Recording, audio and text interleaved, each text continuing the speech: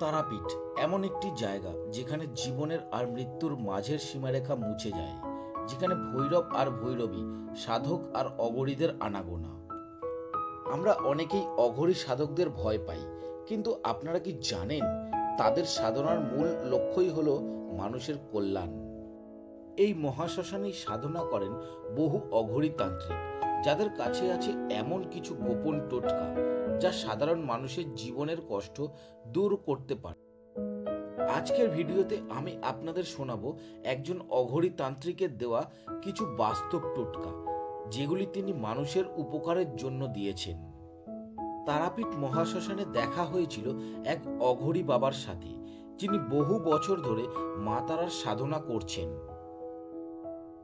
তিনি বলেছেন, মানুষ আজ সবথেকে বেশি কষ্ট পাচ্ছে নিজের মন আর ভাগ্যের কারণে, কিন্তু কিছু সহজ উপায়ে এই সমস্যাগুলো দূর করা যায়। প্রতিটি মানুষের জীবনে নানান সমস্যা থাকে। তারাপীঠের অঘরী বাবার সাথে আজ মানুষের জীবনের সমস্যা নিয়ে আলোচনা করব। অঘরী বাবাকে জিজ্ঞাসা করেছিলাম, সম্মান নষ্ট এবং নাম জপ নষ্ট হয়ে গেলে কি উপায়ে তার সমাধান করা যাবে। শুনে নিন অঘরী বাবা কি বললেন। অনেকের অনেক সুনাম রয়েছে, সেখান থেকে বদনাম হয় বা নাম যশ নষ্ট হয়, মান সম্মান নষ্ট হয়। এইগুলো যেসব কারণ, এর কোনো উপায় যদি কিছু বলেন। প্রথম কথাই আমি বলবো, আগে বলে গেছি যেটা বাবা, কর্মফলের ওপরে যশ মান সম্মান নষ্ট হয়। আজকের দিনে যে যত বেশি অর্থের মালিক হয়েছে বা ধনী হয়েছে, তার তত ক্যারেক্টার খারাপের দিকেও আছে। যেমন ভালোর দিকটা আছে, তেমন খারাপের দিকটাও আছে। কিন্তু এটা দেখবে বাবা, এখানে খুব অশ্লীল কথা বলছি, কিছু মনে করো না। আর সকল ভক্তগণদের কাছে আমি হাত জোর করে ক্ষমা প্রার্থিত হচ্ছি। এটাকে খারাপভাবে না নিয়ে সকল ভক্তগণদেরকে আমি যেটা উদ্দেশ্যে বলতে চাইছি, এই যে তারাপীঠে মানুষ আছে, সবাই কি পুজো দিতে আসে নাকি? হাজার হাজার হোটেল, লাখো লাখো লোক ফুর্তি করতে আসে। এইগুলো বন্ধ করুক, কর্মফলটা বন্ধ করুক। আগে তার যশমান খ্যাতি নিশ্চয়ই ভালো থাকবে। এটা গেল সম্পূর্ণ বিজ্ঞানসম্মতি কথা এবং যুক্তিবাদী কথা। তার সত্ত্বেও বিনা দোষে যে মানুষ চুরি করেনি তাকে চোর হতে হয়, আবার যে মানুষ আসামি নয় তাকে আসামি হতে হয়, যে মানুষ কলঙ্কের ভাগী নয় তাকে কলঙ্কিত হতে হয়। রক্ত আপাঙের শেকড় তারা পড়ুক, দেখি কেমন শত্রুতা হয়। লাল রক্ত আপাঙের শেকড় প্রত্যেক মঙ্গলবারে লাল সুতোতে বেঁধে যাবে এবং মা চামুন্ডার বীজ মন্ত্রটা খালি বলে যাবে, ওং ওইং হিরিং হিরিং কিরিং কিলিং চামুন্ডা ওই বিচ্ছে। এই মন্ত্রটা খালি জপ করে যাক 10 বার, আর কিছু। আমরা এখন প্রায় দেখতে পাই ছেলে মেয়েদের প্রেমে বাধা আসে বা অনেকে বিবাহে বাধা আসে, যে দেখাশোনা হচ্ছে বারবার কেটে যাচ্ছে, এই যে বিবাহে বাধা। তো এইটা থেকে কাটিয়ে ওঠার যদি কিছু উপায় বলেন। একদম, যেসব মেয়েদের বিবাহ হচ্ছে না, তারা নাগ নাগিনী গাছের শেকড় ধারণ করুক, কিংবা পরমা সুন্দরী গাছের শেকড় ধারণ করুক, কিংবা নাগ পঞ্চমী গাছের শেকড় ধারণ করুক, কিংবা তোমার যে রাসভাঙা দোষে যদি বিবাহ না হয়, তারা বাগনকা গাছের শেকড় ধারণ করুক বা বাগনকা ফল ধারণ করুক। হ্যাঁ, এই কথা বলবো বিবাহ বাধার ক্ষেত্রে। মেয়েদের গেল, আর ছেলেদের হচ্ছে ঠিক তার উল্টোটা হবে, নাগ আর নাগিনী। হ্যাঁ, ঠিক নাগিনী গাছের শেকড়টা পড়তে হবে, পরমা সুন্দরীর পড়তে হবে, কিংবা তোমার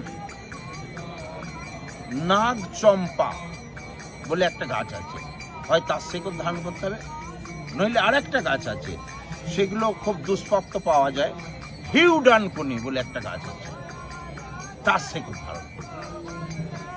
এগুলো ছোট ছোট টটকার কথা বলে, তাতেও যদি ফল না পায়, কোনো ভক্তের যদি ভক্তি থাকে, বিশ্বাস থাকে, তখনই এনার সঙ্গে যোগাযোগ করতে পারবে। এইখানে এই যে ব্যানারটা রয়েছে, এই ব্যানারে যে ফোন নাম্বার দেয়া রয়েছে, এই ফোনে যোগাযোগ করবে এনার সাথে। তো সাক্ষাতে সেইগুলো আমরা বলে দেবো। কোনো যদি রাজমাহা দোষ থাকে, গুরুচণ্ডালী দোষ থাকে, কি কালসর্প দোষ থাকে, বা যে কোনো মাঙ্গলিক দোষ থাকুক না কেন, সেগুলো তার প্রতিকার আছে, কাটানো যায়। আর সবচেয়ে বড় কথা হচ্ছে, ওই জীবন কপাল নিয়ে জন্ম এসেছি, যদি কপালে বিবাহ থাকে বিয়ে দিয়েই ছাড়ব, আর যদি বিবাহ না থাকে আমিও পারবো না, আর বাবা ভোলা মহেশ্বরও পারবে না, আমার মা তারাও পারবে না, আর গুরু বামদেবও পারবে না, সব বিমুখে। বর্তমানে প্রতিটা বাড়িতে বা পারিবারিক ঝামেলা লেগেই থাকে। ধরুন মায়ের সাথে ছেলের, বাবার সাথে ছেলের, বা ভাই ভাই, এই পারিবারিক ঝামেলা থেকে মুক্তি পাওয়ার কোনো উপায় আছে, বা যদি কিছু বলেন? প্রথম কথা আমি বলবো, যে স্থানে কথাটা বসে বলছি, এই তারাপীঠ হচ্ছে জ্ঞানের দেবী, জগৎ যে জননী, যে মাতা, উনি হচ্ছে জ্ঞানের দেবী। সেইরকম জ্ঞান আগে সকলকে আমাদের তৈরি হতে হবে। ভুল বোঝাবুঝির জন্য, অশিক্ষিতর জন্যে, জ্ঞানের অভাবের জন্যে, বা আমাদের কটু কথা বলার জন্যে অনেক সময় এই অশান্তিগুলো এসে যায়, ভুল বোঝাবুঝির জন্য। আবার যখন আমি জ্ঞান আছে, বিবেক আছে, বৈরাগ্য আছে, সব কিছু আছে, তার সত্ত্বেও আমি সেই সংসারকে বলো বা সেই ভাই বোনদেরকে বলো বোঝাতে পারছি না, তাহলে বুঝতে হবে তাদের কপালে সুখ নেই বলেই আমার সঙ্গে এইরকম করছে। কোনো মা যদি সন্তানের সঙ্গে নোংরামি করে, বুঝতে হবে সেই মায়ের কপালে সুখ নেই বলেই সে তার বৌমায়ের সঙ্গে ঝগড়া করছে। কি আবার বুঝতে হবে বৌমায়ের কপালে সুখ নেই বলেই শাশুড়ির সঙ্গে ঝগড়া করছে। এই যে ব্যাপারগুলো, এই যে ভাই ভাই যে ব্যাপারটা বললো, আজকের দিনে অর্থ এমন একটা জিনিস নোংরা জায়গায় গিয়ে পৌঁছেছে। অর্থ হচ্ছে মানুষকে ধ্বংস করে দেয়, অহংকার। অর্থ মানেই হচ্ছে অহংকার, অর্থই হচ্ছে শেষ করে দেয়। আমিত্ব বলে কিছু নেই, আমিত্ব বলে কোনো কথা হয় না।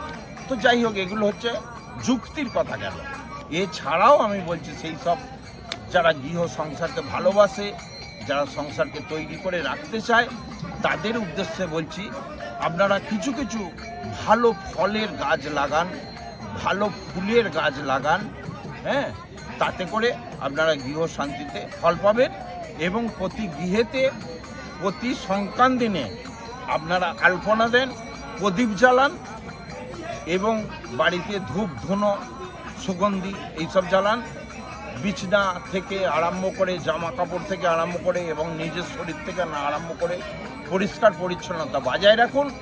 দেখবেন অটোমেটিক মনের এনার্জি, জ্যোতি এইসব ফিরে আসবে, আর ঈশ্বর সেই বাড়িতে সবসময় বিরাজ করবে। যখনই আমরা নিজেরা কেজলা করব বাড়িতে, তখন ঈশ্বর দেবতারা, প্রকৃতি বলে যদি কিছু থাকে, তারাও বিমুখ হয়, একটু অসন্তুষ্ট হয়।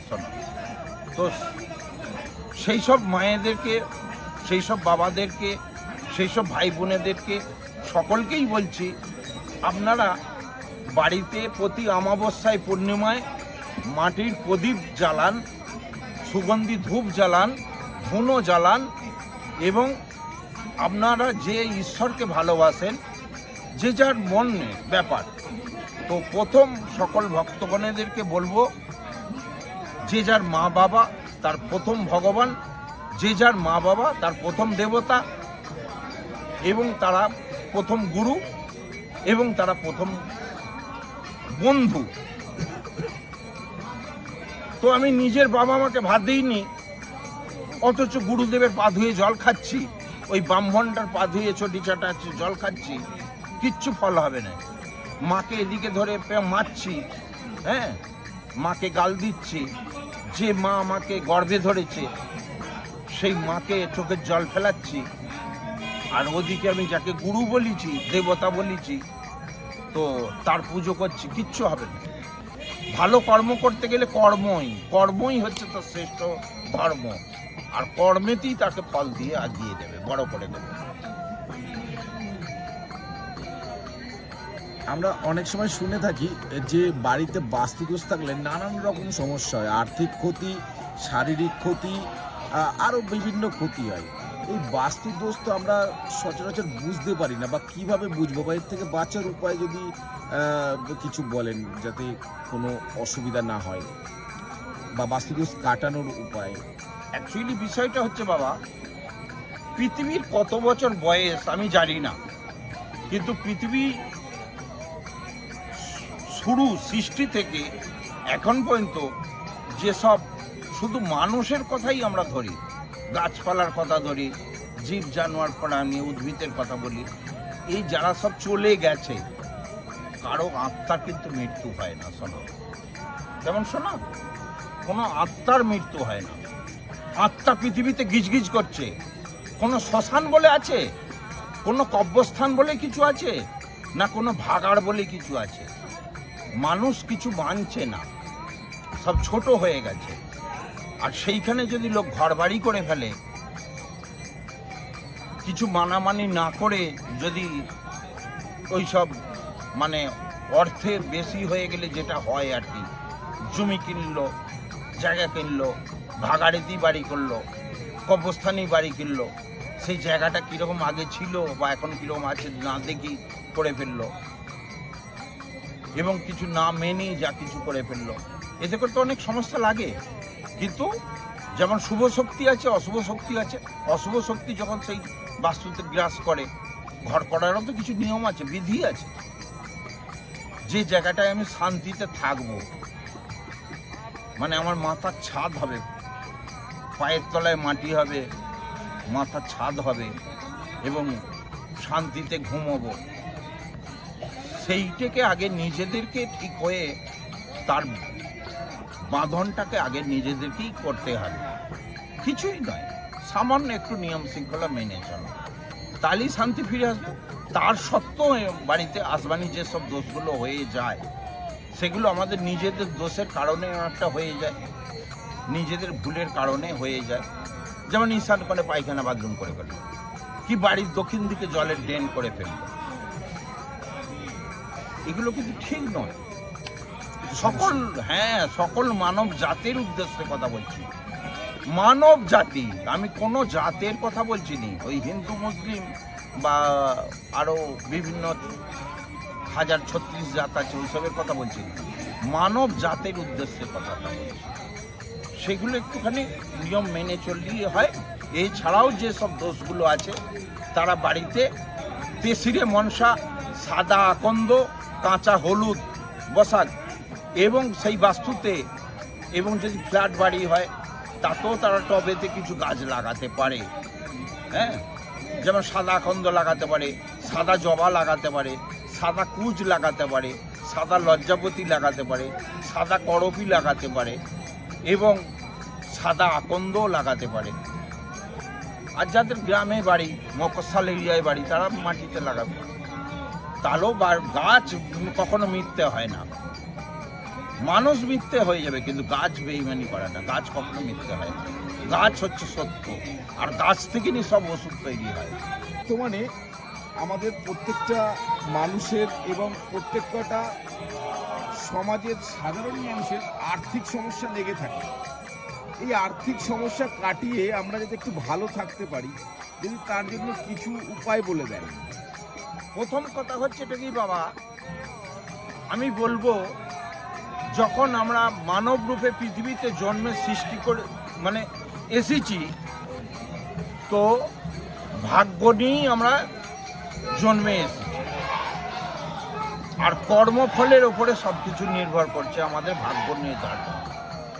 ঠিক আছে, তার সত্ত্বেও আমি বলছি, যেসব সকল মানুষরা সার্থিক আছে এবং তারা কোনো দুষ্টু অন্যায় পাপ কাজ করেনি, এবং তারা বাবা মাকে, তাদের প্রথম গুরু, প্রথম দেবতা বাবা মাকে মেনে চলা, যেসব কাজ ক্রিয়াকর্মগুলো করে ভালোর সঙ্গে যুক্ত থাকে, সেই সব সকল ভক্তদের বা সেই সব সকল জগৎবাসী বা আমার যেসব ভাই বোন মা বাবা যেসব আছে সকলদের উদ্দেশ্যেই আমি বলছি যে আর্থিক উন্নয়নের জন্য প্রতি অমাবস্যায় আপনারা গৃহেতে আলপনা দিন।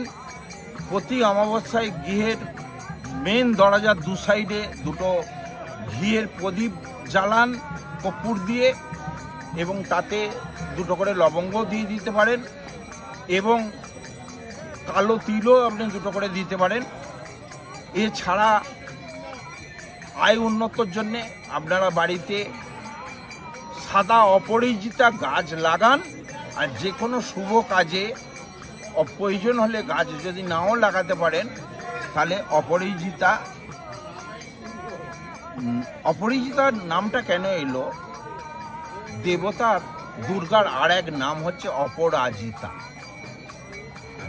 অপরাজিতা তো ওই অপরাজিতার বিশাল একটা গুণ।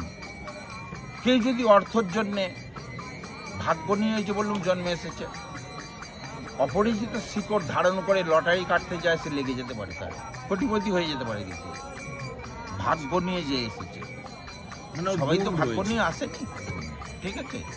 আবার অর্থ উন্নয়নের দিক দিয়ে, গিয়ে শান্তির দিক দিয়ে এমন কিছু গাছের টোটকা টটকি আছে, বা নিজের যে ভুল করছে সে নিজের ভুলটা সে নিজে বুঝছে না, অপরের দোষ দেখে ফেলে। এই যে ব্যাপারগুলো হয়ে থাকে আর কি, এই গৃহশান্তি বা গৃহশান্তির জন্য কাঁচা হলুদ, সাদা আকন্দ, তেসিরে মনসা একই টবে একটা জায়গায় বসা, গৃহে শান্তি ফিরে আসবে।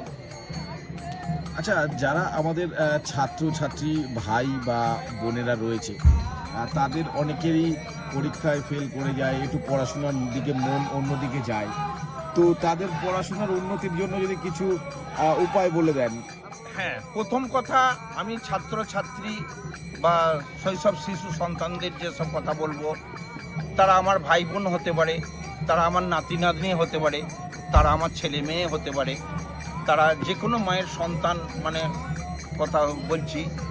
চারা গাছকে বেড়া দিতে, বড় করতে গেলে যেমন বেড়া দিতে হয়, ঠিক সন্তানদেরকে একটু বেড়া দিয়ে মানুষ করতে হবে। এটা হচ্ছে প্রথম বিজ্ঞানসম্মতি কথাটাকে মেনে চলতে হবে। এক, দুই হচ্ছে তার সত্ত্বেও সেই সন্তান যদি পড়াশোনা না করে, তাহলে সেই সন্তানদেরকে সকল ভক্তদের উদ্দেশ্যে আমি বলতে চাই, তাদেরকে সরস্বতী মহাবিদ্যা কবচ ধারণ করান। যদি বলে আমরা কবচ তাবিজে বিশ্বাসী নয়, তাহলে তার জন্ম কুষ্টি ঠিকুজি অনুসারে বিচার বিবেচনা করে তার যে 9টা গ্রহের ব্যাপার আছে, কোন গাছের শেকড় লাগবে সেই শেকড় ধারণ করার, কি কোন পাথর লাগবে সেই পাথর ধারণ করার। এছাড়াও আমি একটা টোটকার বলছি শিক্ষা বিদ্যার জন্য, সেটা হচ্ছে লীলকণ্ঠ গাছের শেকড়, লীলকণ্ঠ গাছের শেকড় এবং নীল অপরাজিতা গাছের শেকড় এবং নীল সরস্বতী তারা, যে নীল সরস্বতী তারা মায়ের আর এক নাম, সেই নীল সরস্বতী বলে একটা গাছ আছে, তার শেকড় সেই বাচ্চাদেরকে ধারণ করা। সে কিন্তু কুচুটে দুষ্টু বুদ্ধি বদমাইশি বাদ দিয়ে কিন্তু শিক্ষায় তার মন দেবেই। হয়তো সারাদিন খেলাধুলা করছে, যাই কিছু করছে মনে নেই, কিন্তু 1 ঘন্টা পড়াশোনা করে সে 24 ঘন্টার কথা সে মনে রাখতে পারবে। সেই সব সন্তানদের উদ্দেশ্যে বা ছেলে মেয়েদের উদ্দেশ্যে এটা শিক্ষার বিদ্যার বিষয় নিয়ে বলে গেলাম। যদি কারোর কোনো জটিল সমস্যা থাকে তাহলে মুক্তারাম বাবার সাথে যোগাযোগ করতে পারেন। স্ক্রিনে এবং ডেসক্রিপশন বক্সে ওনার নাম্বার দেওয়া থাকবে। ভিডিওটি যদি ভালো লাগে লাইক, শেয়ার আর সাবস্ক্রাইব করতে ভুলবেন না। আর এমন আরও রহস্যময় ভিডিওর জন্য আমাদের সাথে থাকুন। জয় মা তারা।